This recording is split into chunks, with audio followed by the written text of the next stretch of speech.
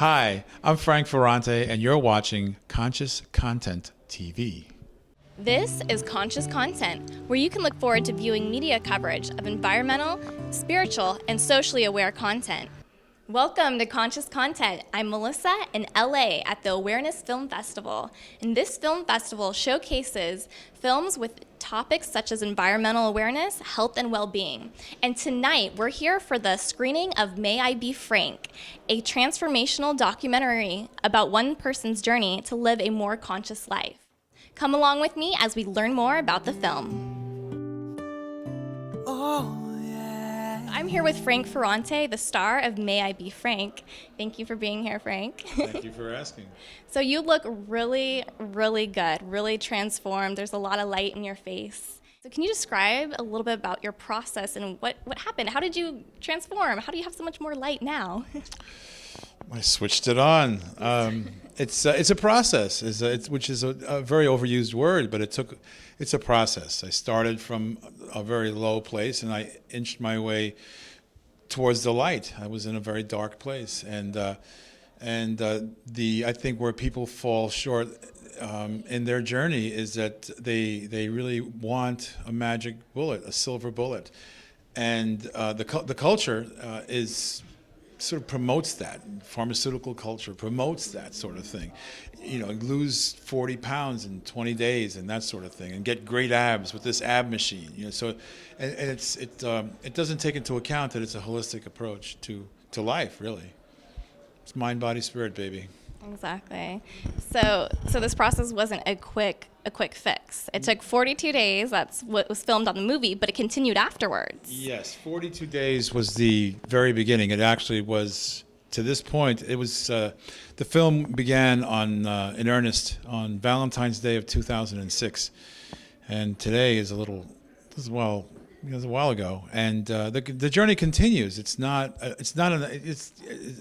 the cliche. It's not an event. It's a process, and I still am a exceptionally flawed human being working on issues and aspects of myself that warrant attention. So it's not like I fixed it. There's no fix. There's no destination. Actually, the destination I think is quite boring, Right. quite frankly. I like looking out the window of the train when it's moving. You know what I mean? It's like this promise, there's hope, possibility, novelty, adventure. You know? So it's a continual process. You got that right. Yes, indeed. So how did you get connected to this film? How did you become the star of this film? They asked me. I walked into the restaurant one evening, and I had been going there continually because I was so welcome. They were so warm, and it wasn't so much the raw food. Cafe Gratitude is a raw food restaurant. It wasn't the food. I was nearly 300 pounds, so I obviously was not eating raw food. They were so warm and welcoming that's why I went back. That was the nourishment that I need, and that was what they were supplying.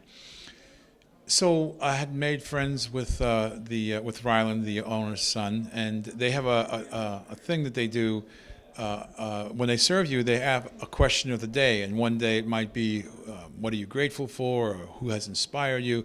That particular evening, the question of the day was, what's something you want to do before you die? And my immediate response was, I want to fall in love before I die, but I just don't think it's going to happen the way I feel and the way I look. And apparently that moved him. And a day or so later, I came into the restaurant, and he said, well, we have this idea for a film that it's the opposite of Super Size Me, where somebody that was well eats himself sick, and we want to do the opposite and put you on raw food and do these other things. And we want you to be the guy. We want to film this. We had this concept. We want you to be the guy. And I said, I'm not that interesting. And he said, well, we'll be the judge of that. And so began that journey, which has lasted until today. So what else were you doing besides raw food from Cafe Gratitude to change your lifestyle? Affirmations in the mirror. I was going to certain workshops. I was going to holistic medical practitioners. I was going to colonics. And I was also changing. I was in the process of beginning to change my way of expressing myself. My articulation was beginning to change. There was a lot of negativity, self-deprecation, and self-deprecating remarks that I would use, self-deprecating jokes, self-effacing jokes, which in the right balance are humorous and have a point. But in my case, I was just basically putting myself down under the guise of humor. And I was compelled to change that. Every time I said something negative, somebody was there to say, and had to change it. And it was a very, very tedious and difficult process that generated some anger at times because I was resistant to it, because I had become used to it. And then now I'm much better at it. Did that answer your question? Yeah, it did. So how are you able to do that now without Rylan or without Gary around you? How are you able to stop those self-deprecating remarks that may come up? Well, they come up from time to time, but I'm aware of them. I recognize them. They certainly still continue. But as I said, it's not a destination. I still have a lot of the same character defects as I had before. They're not as they're not as radical, and I tend to be more aware of them when they surface. And part of that is having cleaned up. And as I cleaned up my body and my spirit, when something negative comes in my life, I'm really aware of it pretty quick. When I'm toxic, it either didn't matter or I didn't have a quick read on it, and I absorbed it into my life, thereby perpetuating the cycle of negativity. And so what was the most challenging thing about this process?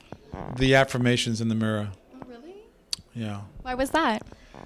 Well, you try it sometime. Just look in the mirror and say, like, with a straight face, say something like, I am beautiful, I am sensual, I'm intelligent, I'm fantastic.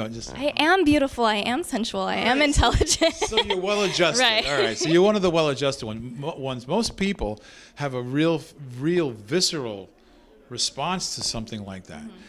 Mm-hmm. In my case, that was one of the most difficult things to do. So getting over that, looking at yourself in the mirror, were you able to have more like love and acceptance towards yourself, like after? It took a long time, and the other thing that was difficult was accepting that all these people actually cared about me. That was really, really, to this day, when people watch the film and we get emails from people that have been touched by it, it still amazes me that we did something like this, and that it was a really dark time in my life, and somehow it touches people. It still amazes me that happens. So what was the most fun part of the experience? Going to Hawaii was really fun. Yeah, that was really great. I loved being in Hawaii. That was fun. And so you talked about colonics. There was a point where you're so vulnerable in this film. You're showing your deep, dark emotions, and you're getting things like colonics on film. How deep, dark colonics. Yes, yeah, right. How were you? Colonics in the light. Yes. How were you able to find the courage to be able to showcase such a transformational journey on film?